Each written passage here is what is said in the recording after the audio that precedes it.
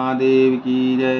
वृंदावन कृष्ण चंद्र की जय। पवन सुत हनुमान की जय। गोस्वामी तुलसीदास जी की जय। श्री गुरुदेव महाराज की जय। अहो भाग्य मम अमित यति राम कृपा सुख पुण्य देखो नयन विरंच सेव जुगल पद कन। हे कृपा और सुख के पुण्य श्री राम जी, मेरा अत्यंत असीम सौभाग्य है जो मैं ब्रह्मा और शिव जी के द्वारा सेवित युगल चरण कमलों को मैं अपने नेत्रों से देखा। श्री राम जी ने कहा, हे सखा सुनो, मैं तुम्हें अपना स्वभाव कहता हूँ, जिसे काकभुसुंडी जी, शिव जी और पार्वती जी भी जानती हैं। कोई मनुष्य संपूर्ण जड़ चेतन जगत का द्रोह हो, यदि वह भी भयभीत होकर मेरी शरण तक कर आ जाए और मदमोह तथा नाना प्रकार के छल कपट त्याग दे, तो मैं उसे बहुत शीघ्र साधु के समान कर देता हूँ। माता पिता भाई पुत्र स्त्री शरीर धन घर मित्र और परिवार, इन सब के ममत्व रूपी तागों को बटोर कर मैं उन सब की एक डोरी बांट कर उसके द्वारा जो अपने मन को मेरे चरणों में बांध देता है, सारे शारीरिक संबंधों के केंद्र मुझे बना लेता है। मैं समदर्शी है, जिसे कुछ इच्छा नहीं है और जिसके मन में हर्ष शोक और भय नहीं है, ऐसा सज्जन मेरे हृदय में कैसा बसता है। जैसे लोभी के हृदय में धन बसा करता है, तुम सारिके संत ही मुझे प्रिय हैं। मैं और किसी के निहोरे से कृतज्ञतावश दे धारण नहीं करता। जो सगुण साकार भगवान के उपासक हैं, दूसरे के हित में लगे रहते हैं, नीति और नियमों में दृढ़ हैं और जिन्हें ब्राह्मणों के चरणों में प्रेम है, वे मनुष्य मेरे प्राणों के समान हैं। हे लंकापति सुनो, तुम्हारे अंदर उपयुक्त सब गुण हैं, इससे तुम मुझे अत्यंत ही प्यारे हो। श्री राम जी के वचन सुनकर सब वानरों के समूह कहने लगे, कृपा के समूह श्री रामचंद्र जी की जय हो। प्रभु की वाणी सुनते हैं और उसे कानों के लिए अमृत जानकर विभीषण जी घाते नहीं हैं। वे बार बार श्री राम जी के चरण कमलों को पकड़ते हैं। अपार प्रेम है, हृदय में समाता नहीं है। विभीषण जी ने कहा, हे देव, हे चराचर जगत के स्वामी, हे शरणागत के रक्षक, हे सबके हृदय के भीतर की जानने वाले, सुनिए। मेरे हृदय में पहले कुछ वासना थी, वह प्रभु के चरणों की प्रीति रूपी नदी में बह गई। अब तो हे कृपालु शिव जी के मन को सदैव प्रिय लगने वाली अपनी पवित्र भक्ति मुझे दीजिए। एवमस्त ऐसा ही हो कहकर रणधीर प्रभु श्री राम जी ने तुरंत ही समुद्र का जल मांगा और कहा, हे सखा, यद्यपि तुम्हारी इच्छा नहीं है, पर जगत में मेरा दर्शन आमोघ है, वह निष्फल नहीं जाता। ऐसा कहकर श्री राम जी ने उनको राज तिलक कर दिया। आकाश से पुष्पों की अपार वृष्टि हुई।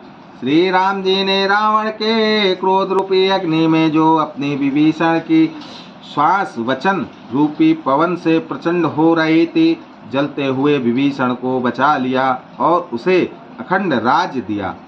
शिव जी ने जो संपत्ति रावण को 10 सिरों की बलि देने पर दी थी, वही संपत्ति श्री रघुनाथ जी ने विभीषण को बहुत सकुचाते हुए दी। ऐसे परम कृपालु प्रभु को छोड़कर जो मनुष्य दूसरे को भजते हैं, वे बिना सिंह पूंछ के पशु हैं। अपना सेवक जानकर विभीषण को श्री राम जी ने अपना लिया। प्रभु का स्वभाव वानर कुल के मन को बहुत भाया। फिर सब कुछ जानने वाले, सबके हृदय में बसने वाले, सर्वरूप सब पापों में प्रकट, सबसे रहित, उदासीन कारण से भक्तों पर कृपा करने के लिए मनुष्य बने हुए तथा राक्षसों के कुल का नाश करने वाले श्री राम जी नीति की रक्षा करने वाले वचन बोले, हे वीर, वानरराज सुग्रीव और लंकापति विभीषण, सुनो, इस गहरे समुद्र को किस प्रकार पार किया जाए। अनेक जाति के मगर, सांप और मछलियों से भरा हुआ यह अत्यंत अथाह समुद्र पार करने में सब प्रकार से कठिन है। विभीषण जी ने कहा, हे रघुनाथ जी सुनिए, यद्यपि आपका एक बाण ही करोड़ों समुद्रों को सोखने वाला है, सोख सकता है। यद्यपि नीति ऐसी कही गई है, उचित यह होगा कि पहले जाकर समुद्र से प्रार्थना की जाए। हे प्रभु, समुद्र आपके कुल में बड़े पूर्वज हैं, वे विचार कर उपाय बतला देंगे।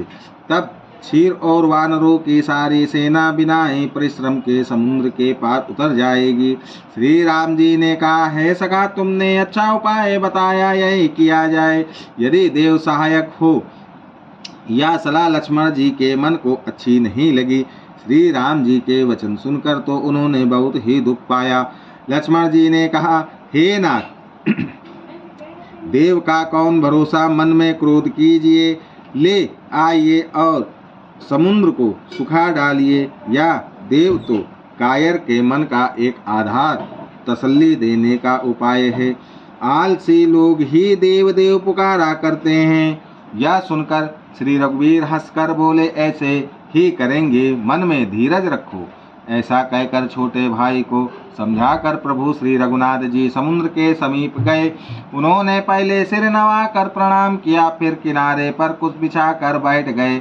इधर ज्यों ही विभीषण जी प्रभु के पास आए थे, त्यों ही रावण ने उनके पीछे दूत भेजे थे।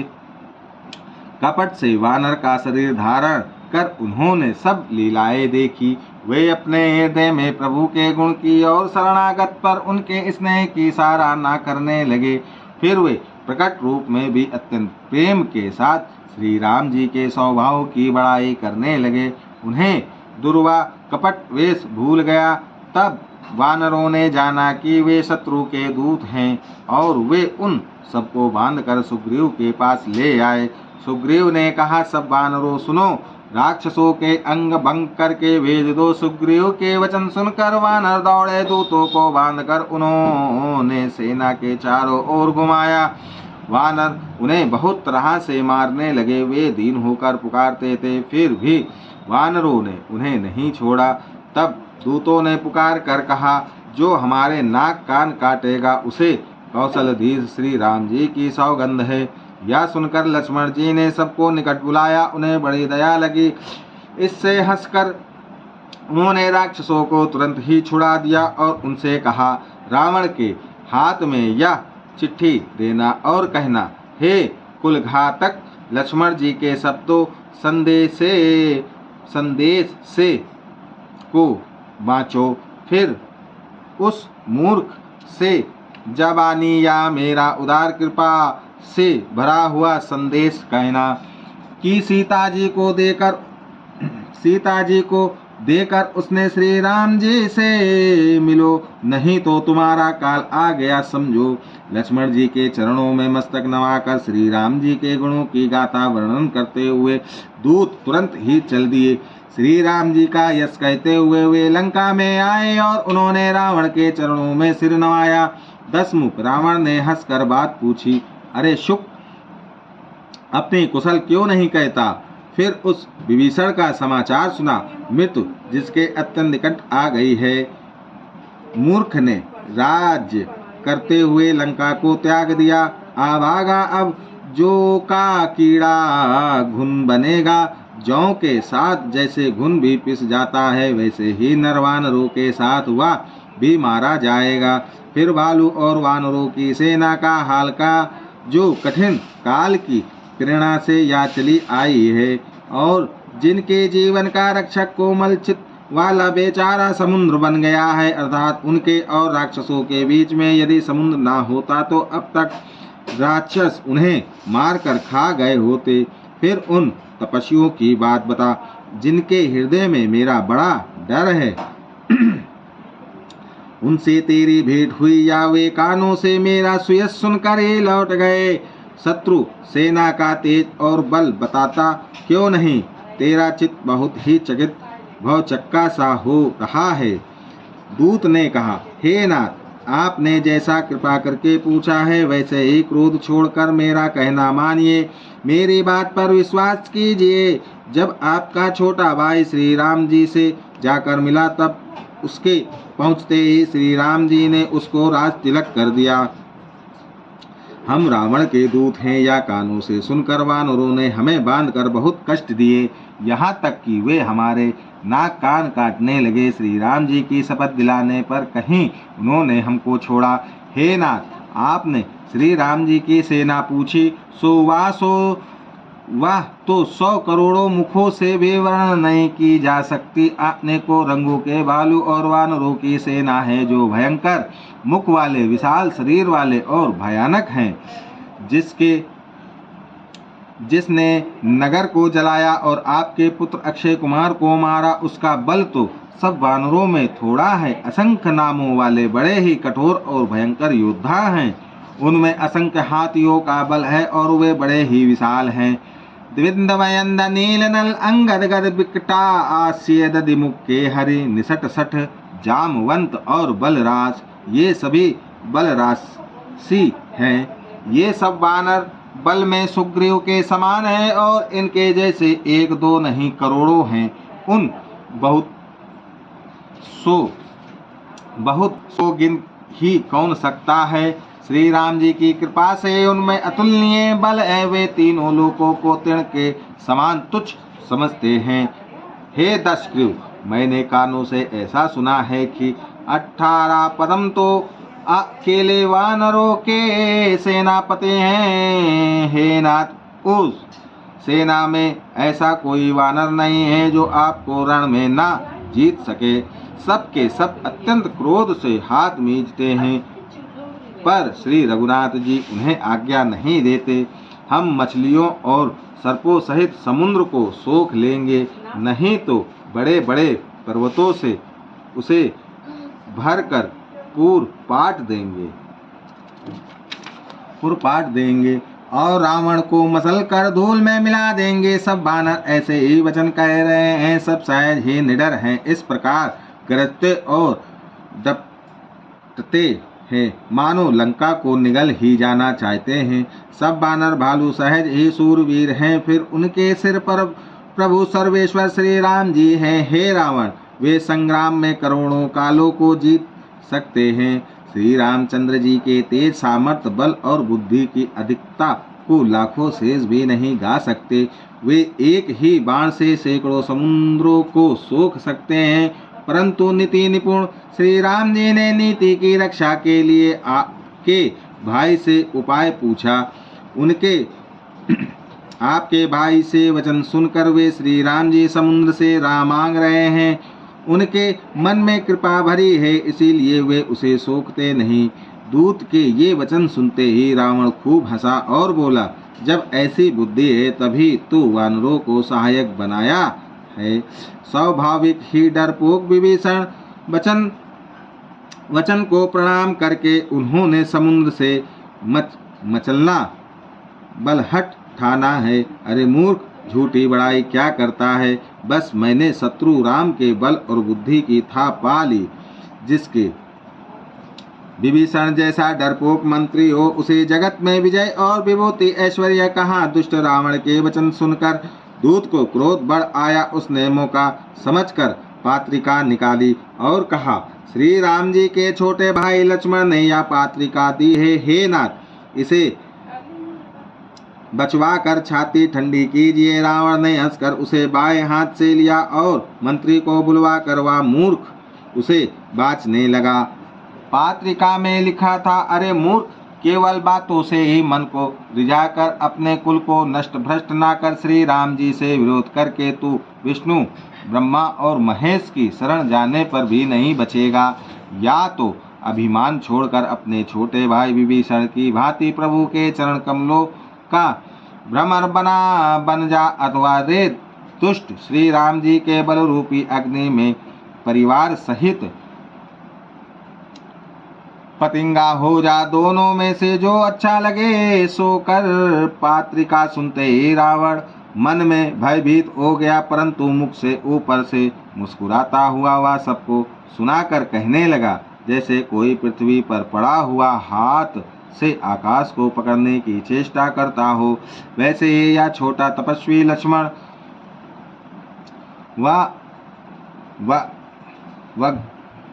वगिव लाश करता है, डींग हाँकता है। सुख दूत ने कहा, हे नाथ, अभिमानी स्वभाव को छोड़कर इस पत्र में लिखी सब बातों को सत्य समझिए, क्रोध छोड़कर मेरा वचन सुनिए। हे नाथ, श्री राम जी से वैर त्याग दीजिए। यद्यपि श्री रघुवीर समस्त लोकों के स्वामी हैं, पर उनका स्वभाव अत्यंत ही कोमल है। मिलते ही प्रभु आप पर कृपा करेंगे और आपका एक भी अपराध वे हृदय में नहीं रखेंगे। जानकी जी श्री रघुनाथ जी को दे दीजिए। हे प्रभु, इतना कहना मेरा कीजिए। जब उस दूत ने जानकी जी को देने के लिए कहा, तब दुष्ट रावण ने उसको लात मारी। वह भी विभीषण की भांति चरणों में सिर नवा कर वहां चला जहाँ कृपा सागर श्री रघुनाथ जी थे। प्रणाम करके उसने अपनी कथा सुनाई और श्री राम जी की कृपा से अपनी गति मुनि का स्वरूप पाई।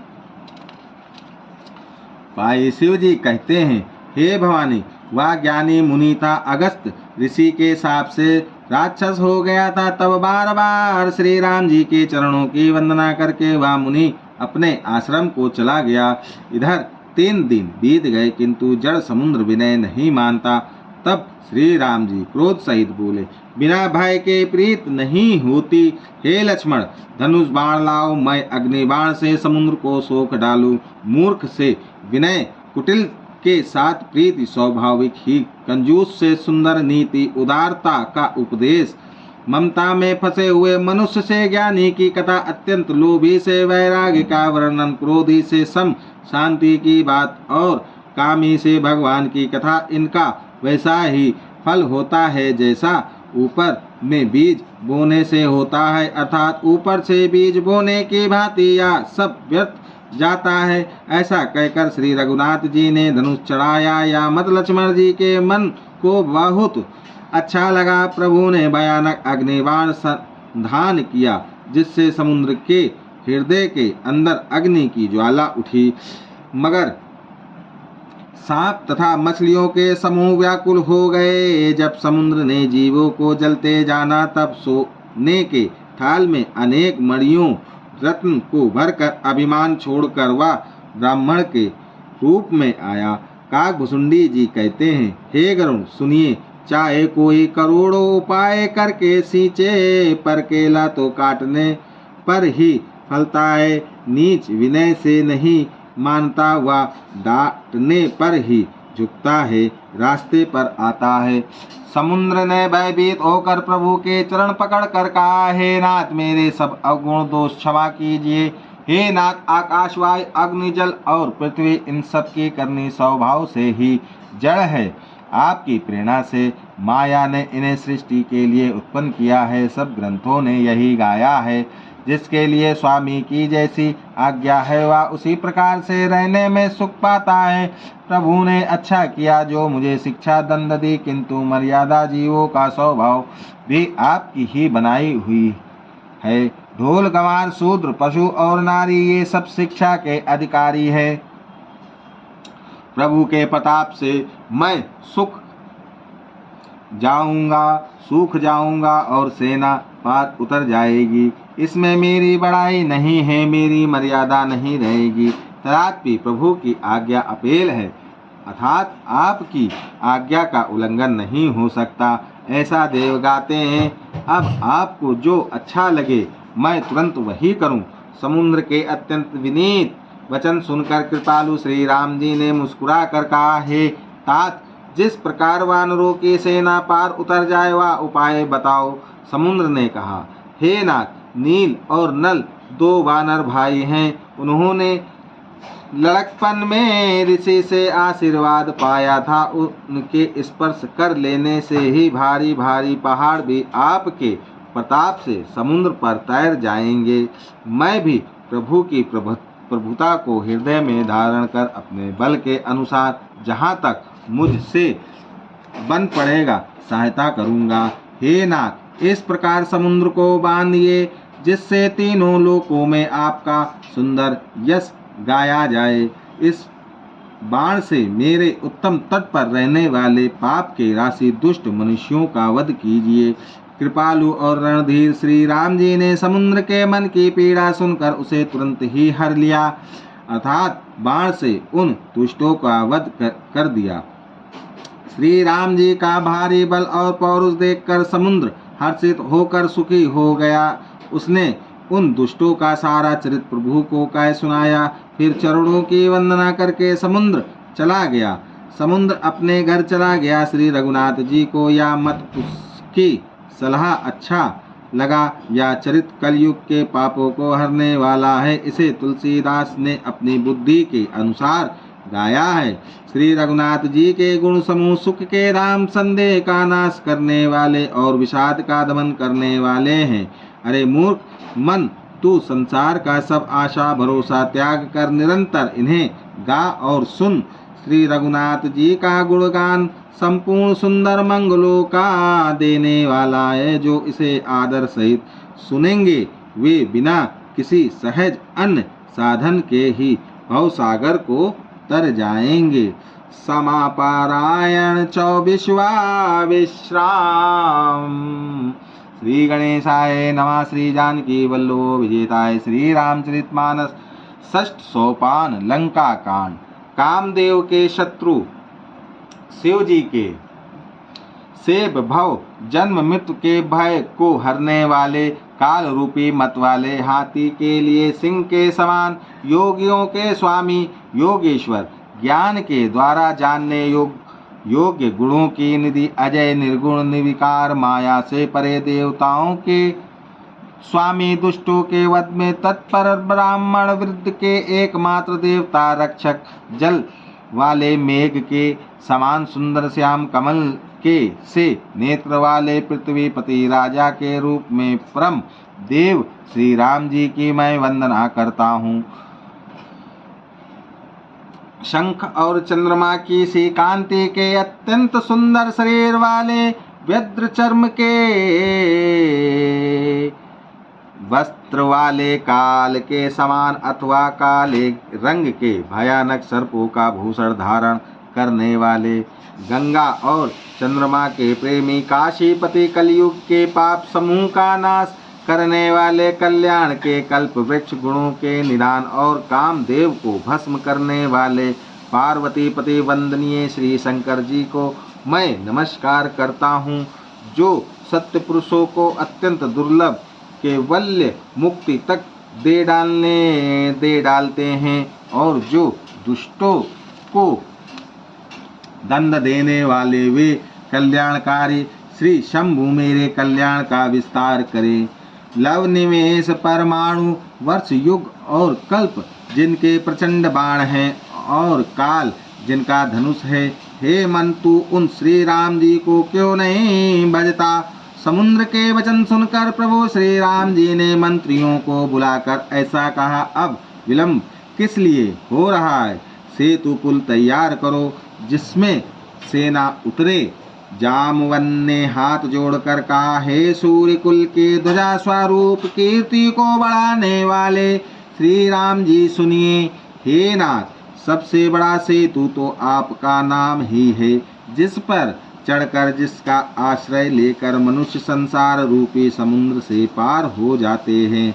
फिर यह छोटा सा समुद्र पार करने में कितनी देर लगेगी। ऐसा सुनकर फिर पवन कुमार श्री हनुमान जी ने कहा, प्रभु का प्रताप भारी बड़वा नल समुद्र की आग के समान है।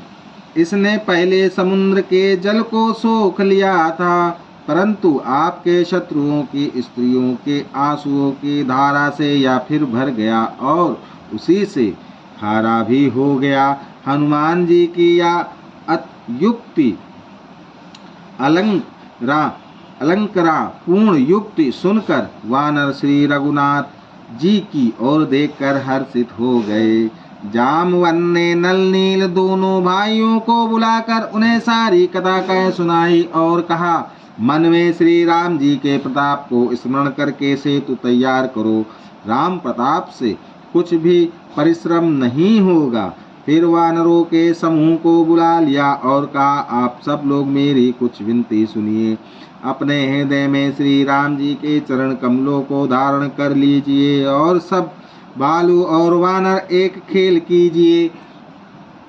विकट वानरों के समूह आप दौड़ जाइए और वृक्षों तथा पर्वतों के समूह को उखाड़ लाइए। यह सुनकर वानर और भालू हूँ हुंकार करके और श्री रघुनाथ जी के प्रताप समूह की अथवा प्रताप के पुंज श्री राम जी की जय पुकारते हुए चले।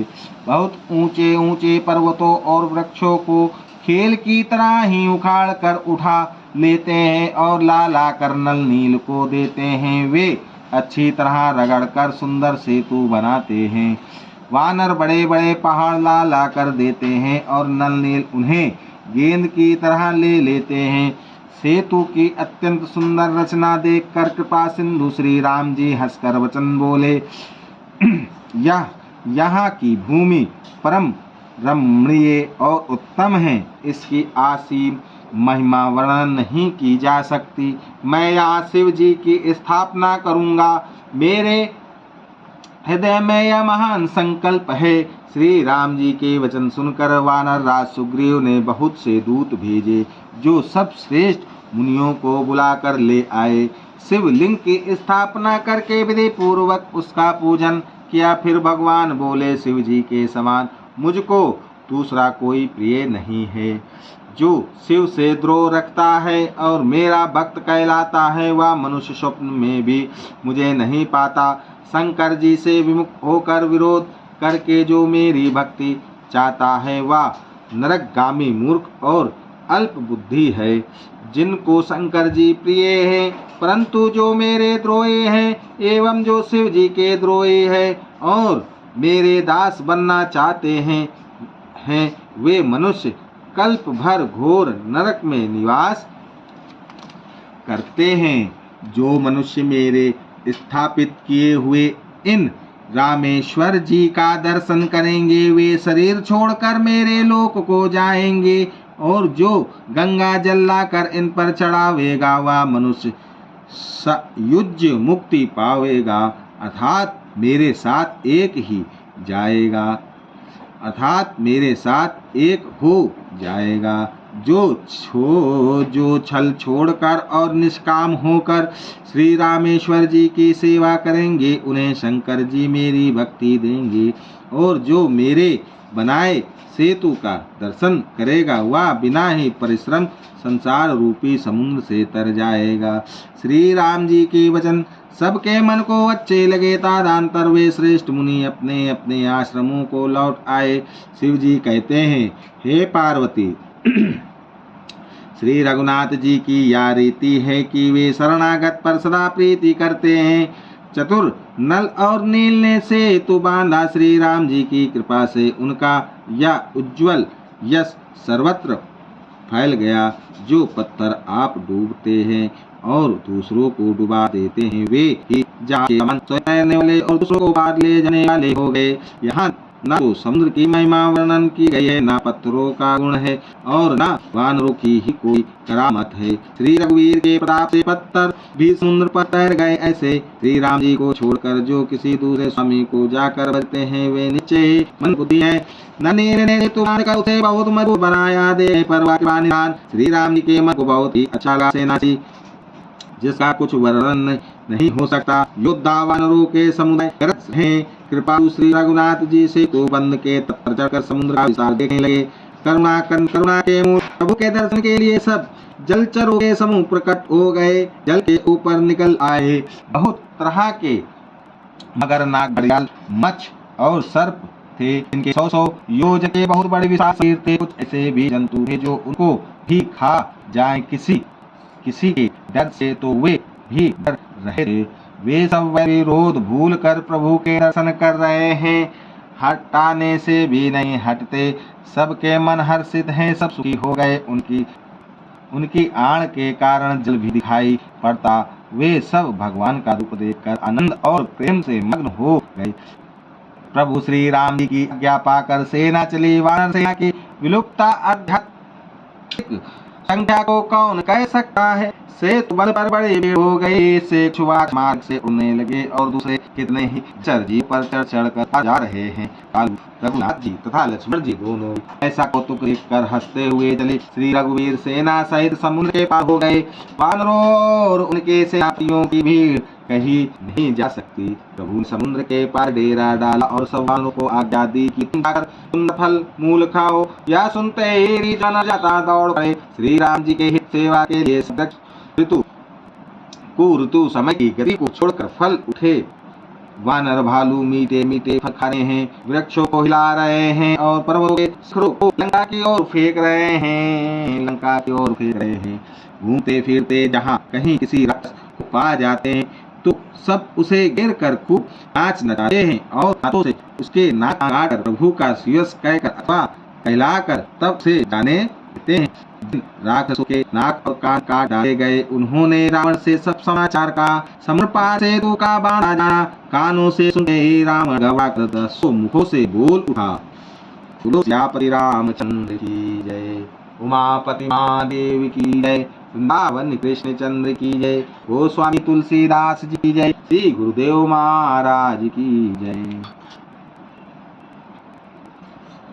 श्री राम जय राम जय जय राम।